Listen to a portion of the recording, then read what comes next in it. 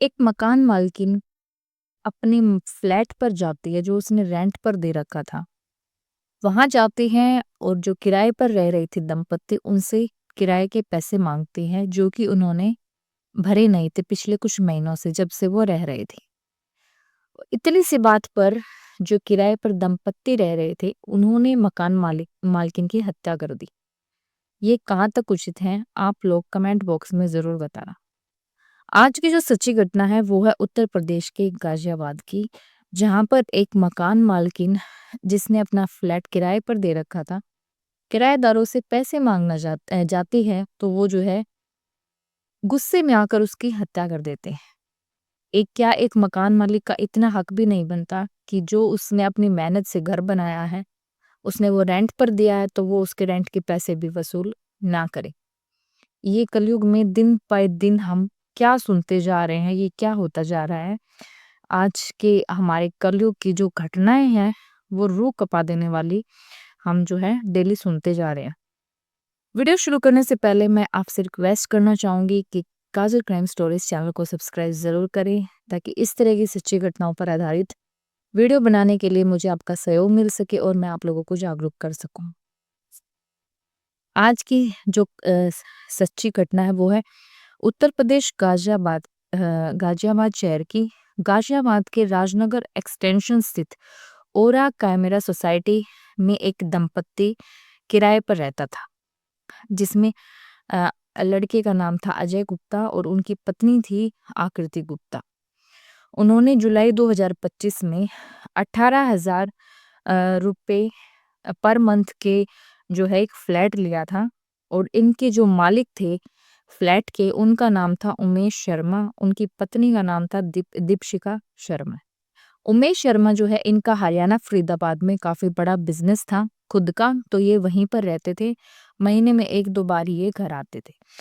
और इनकी पत्नी दीपशिका शर्मा जो कि पेशे से एक प्राइवेट स्कूल टीचर हैं, जिनकी एज 40 साल थी, वही अपने पति के एब्सेंस में जो है फ्लैट रेंट पर देना, किराए के पैसे वसूल करना, ये सारे काम करती थी। तो जो है जुलाई 2025 में ये अजय गुप्ता जो है ये दीपशिका शर्मा के पास जाते हैं और जो है इनसे इनका एक फ्लैट था जो है वो रेंट पर ले लेते हैं। 18,000 रुपये रकम तय की गई थी पर मंथ और जुलाई से लेकर अब दिसंबर तक टोटल 6 मंथ का टाइम हो गया था और जो है अ, अजय गुप्ता ने दीपशिका को एक भी पैसा नहीं दिया था। और जो ये दीपशिका है ये अक्सर पैसे वसूलने के लिए अजय के घर जाती थी, उसके फ्लैट पर जाती थी और जो है आस-पड़ोस जो फ्लैट में आस-पड़ोस में भी लोग रह रहे थे उन सबको भी ये बात पता थी, क्योंकि दीपशिका जो है वो अक्सर उनको बताती थी कि पता नहीं कैसे किराएदार आए हैं, ना ही तो घर खाली कर रहे हैं और ना ही ये भी पैसा दे रहे हैं जब से ये फ्लैट में आए हैं।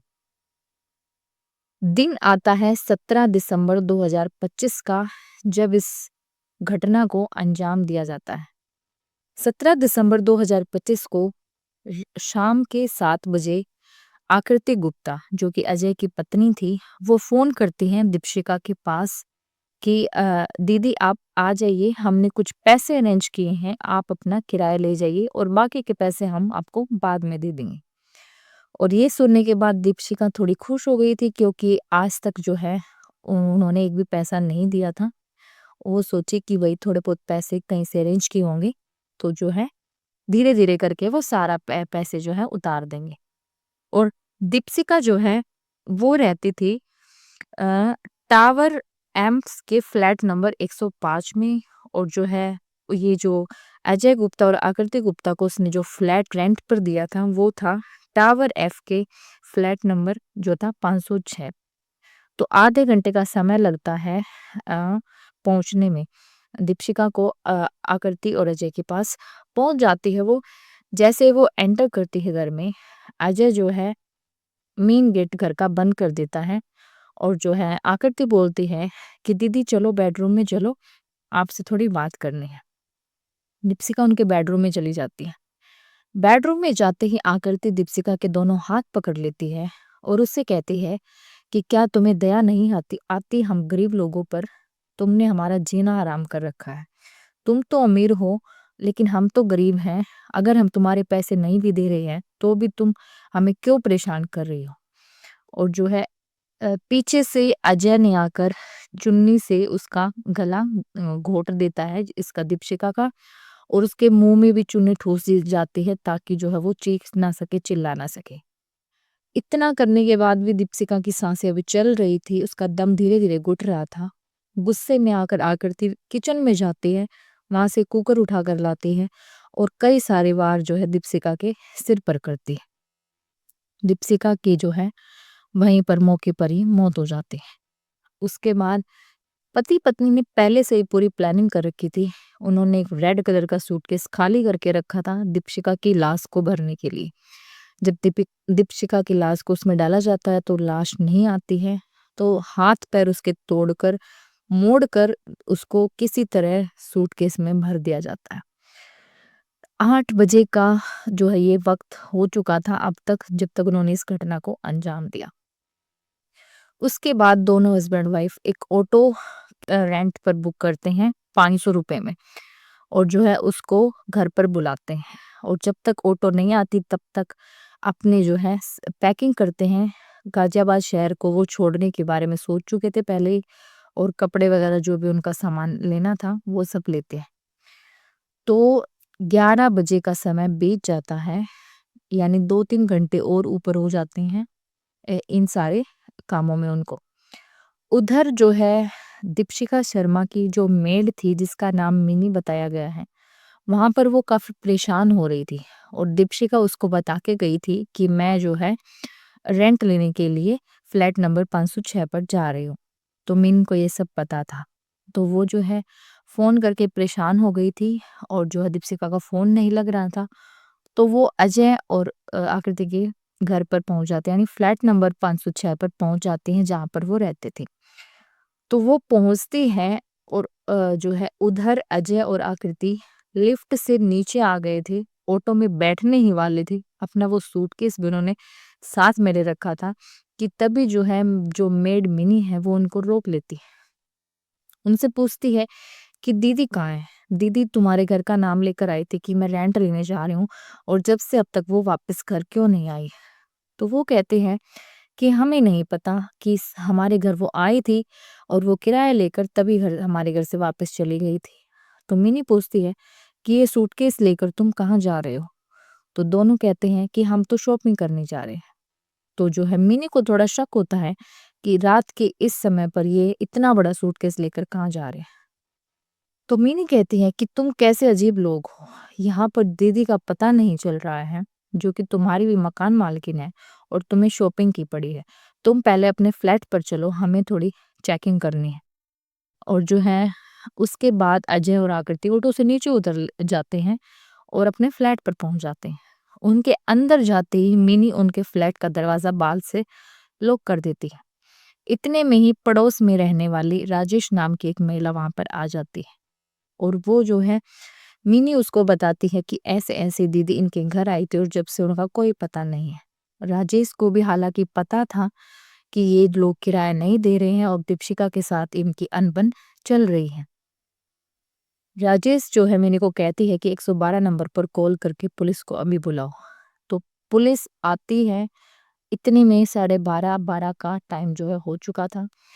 पुलिस आने के बाद फ्लैट के अंदर जाती, तब तक दोनों दंपत्ति ने उस बैग को, यानी उस रेड कलर के सूटकेस को अपने बेड में छिपा दिया था और ऊपर से उसके कपड़े रख दिए थे। पुलिस आकर घर की तलाशी लेती है, तो जो है वो सूटकेस मिलता है उनको, और वो सूटकेस भी मिनी के बताने पर पुलिस को मिलता है, क्योंकि मिनी पुलिस को बताती है कि ये दोनों रेड कलर का सूटकेस लेकर शॉपिंग का नाम लेके बाहर जा रहे थे।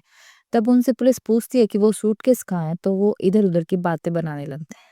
तब पूरे घर की तलाशी ली जाती है, और तब बेड में कपड़ों के नीचे दबा मिलता है रेड कलर का सूटकेस, और जब उसको खोला जाता है तो उसमें मिलती है डेड बॉडी दीपशिखा की। और जो बॉडी है उसको पोस्टमार्टम के लिए भेजा जाता है, और बाद में पता चलता है कि उनके गले की कई सारी हड्डी टूटी हुई थी, क्योंकि जो है मैंने आपको बताया कि आकृति ने कुकर से कई बार दीपशिका के सिर पर वार किया था और इस वजह से उसके गले की कई सारी हड्डियां टूट गई थी। उसके बाद अजय गुप्ता से और उसकी पत्नी आकृति से पूछताछ की जाती है कि तुमने ऐसा क्यों किया। तो वो बताते हैं, तो अजय बताता है कि वो उसका जो है ट्रांसपोर्ट का काफ़ी बड़ा बिजनेस था कुछ टाइम पहले जो है, और जो है उन उसके एक लड़का था, एक लड़की थी, जिनकी दोनों की बीमारी में मौत हो गई और बच्चों के बीमार होने के कारण वो अपने बिजनेस में इतना ध्यान नहीं दे पाया और जो है उनके सिर पर कर्ज चढ़ता चला गया, उधर उसका बिजनेस भी जो है डाउन होता चला गया।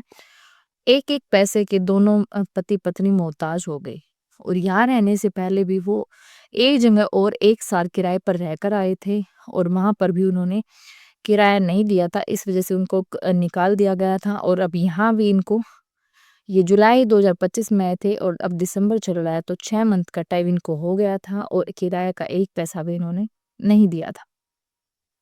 तो जो है अजय कहता है कि दीपशिका हमें परेशान कर रही थी, बार-बार घर आती थी, कॉल करती थी, पैसे माँगती रहती थी और जो है हमारे पास तो अपना खर्च चलाने के लिए ही पैसे नहीं थे और ये जो हमें परेशान करती रहती थी और इसने हमारा बाहर आना-जाना भी बंद करवा दिया था। इसने सारे पड़ोस में ये बात फैला दी थी कि इन्होंने आए हैं तब से किराया नहीं दिया है।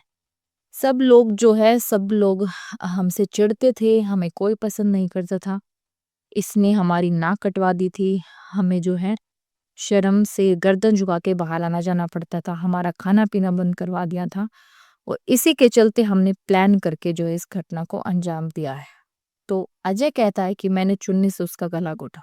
उसका साथ देते हुए उसकी पत्नी आकृति कहती है कि मैं भी तो वहीं थी। तो दोनों एक-दूसरे को बचाने की कोशिश कर रहे थे। वो अपनी राय पेश कर रही थी और वो अपनी राय पेश कर रहा। तो ऐसे दोनों ने मिलकर जो है दीपशिका के साथ जो करतूत की उसका वो जुर्म कबूल कर लेते हैं। इस पूरी घटना के बारे में आपकी जो भी राय है कमेंट बॉक्स में ज़रूर बताना। इन दोनों पति-पत्नी का एक वीडियो जो है सोशल मीडिया पर काफ़ी वायरल हो रहा है, जिसमें ये दोनों अपना जुर्म कबूल करते हुए दिखाई दे रहे हैं। और जो है वीडियो के लास्ट में मैं एक बात बोलना चाहूँगी कि अगर आपकी कैपेसिटी नहीं है इतने महँगे फ्लैट में रहने की, तो आप एक छोटा-मोटा घर भी ले सकते हो। एक एक रूम में भी आप अपना गुज़ारा कर सकते हो, जो कि आपको 2-3 हज़ार, 4,000 में मिल सकता है।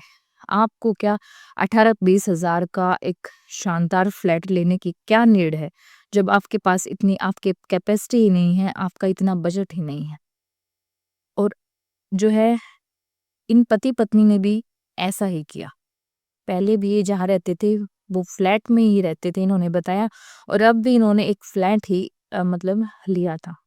मतलब कहने का ये है कि इनको इतनी शौक पालनी ही क्यों है? एक जो है ये एक रूम में भी अपना गुज़ारा कर सकते हैं जब तक कि इनकी जो फाइनेंशियल कंडीशन है वो सही नहीं हो जाती। मिलते हैं नेक्स्ट वीडियो में एक और ऐसी सच्ची घटना के साथ। अपनी राय ज़रूर पेश करना कमेंट बॉक्स में। तब तक के लिए अपना ध्यान रखिए, सतर्क रहें, जागरूक रहें। जय श्री राम।